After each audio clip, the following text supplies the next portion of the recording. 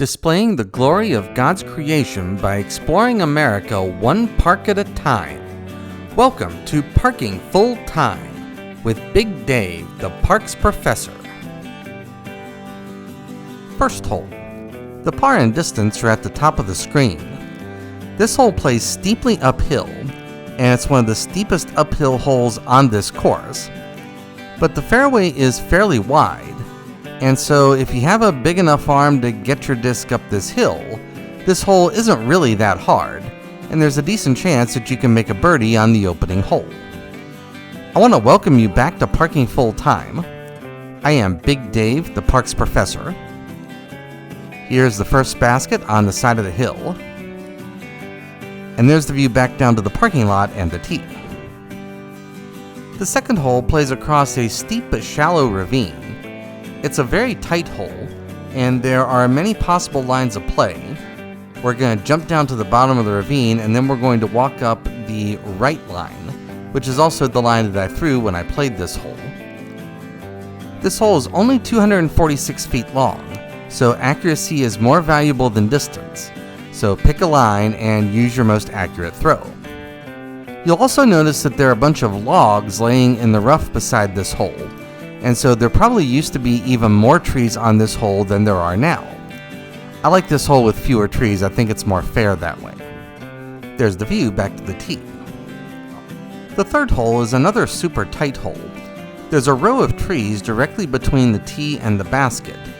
We're going to walk to the right of the row of trees, and I also threw to the right of the row of trees, although there is another line that will take you to the left if you want to go that way. This hole does play slightly uphill, and at 280 feet, it's the longest hole we've seen so far. So you're going to need a long and accurate throw if you hope to make birdie on this hole. We are at Winged Deer Park. We are on the north side of Johnson City, Tennessee, and therefore we are in eastern Tennessee. There's the view back to the tee from behind the basket. After 3 heavily wooded holes to start, we now break out into the open for the fourth hole. The fourth hole plays gradually downhill. There is a steep and heavily wooded ravine off to the right, so you really don't want to go right on this hole, but there is plenty of room out to the left. Let me say a word about distances. Most holes on this course have 2 different baskets, a short basket and a long basket, and those are the 2 distances that I'm showing you at the top of the screen. All of these video clips end at the long basket, but as I just did a few seconds ago, sometimes I will pan over and show you the short basket. In general, the short baskets are shorter, but they're not necessarily any easier because they frequently require a sharply bent disc flight in order to get close to the short basket. The fifth hole plays through a narrow clearing with dense woods off to the left and the park entrance road downhill to the right. That hill that goes down to the park entrance road makes this fairway play much narrower than it looks. There's also this cedar tree directly between the tee and the basket, and this hole really feels kind of wedged into me. There aren't any really weak holes on this course, but this is possibly my second least favorite hole. Here is the long basket. These are really nice baskets, by the way. And there's the view back to the tee. The next 3 holes play southeast with Carroll Creek Road off to the left.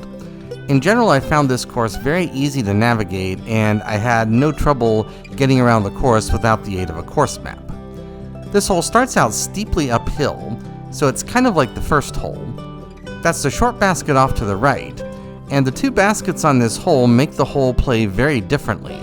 If you're playing to the short basket, you'll need a left to right disc flight. If you're playing to the long basket, you'll need a longer right to left disc flight.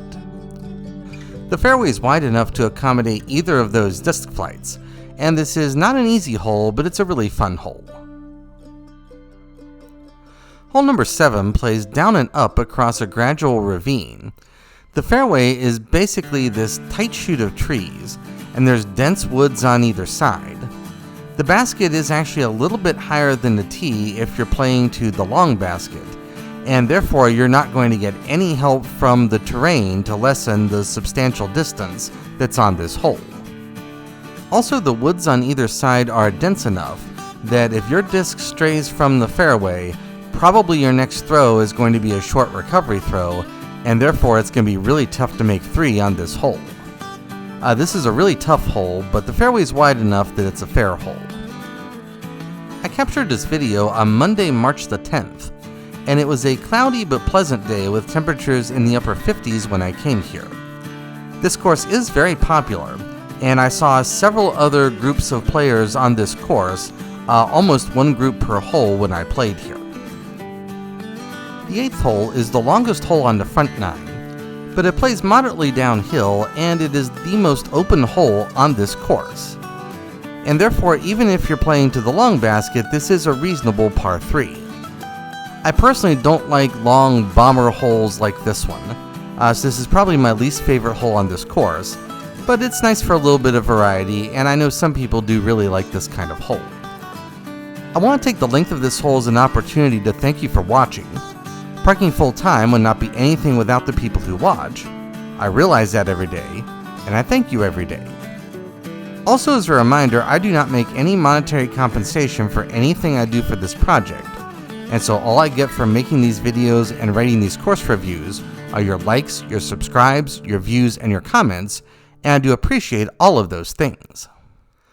The 9th hole is of course the last hole on the front 9. It plays gradually uphill, and you can see the tight gap off to the left that leads to the short basket, but we're going to walk through the even tighter gap off to the right that leads to the long basket. Overall, I really like this course. There's a lot of variety on this course, and this is a very well-balanced course. It's not the hardest course in the area, but it's a lot of fun to play, and for a recreational course, it earns very high marks for me. That is the end of the front 9. I will see you on the back 9. Until then, have a great afternoon, take care, and Lord bless.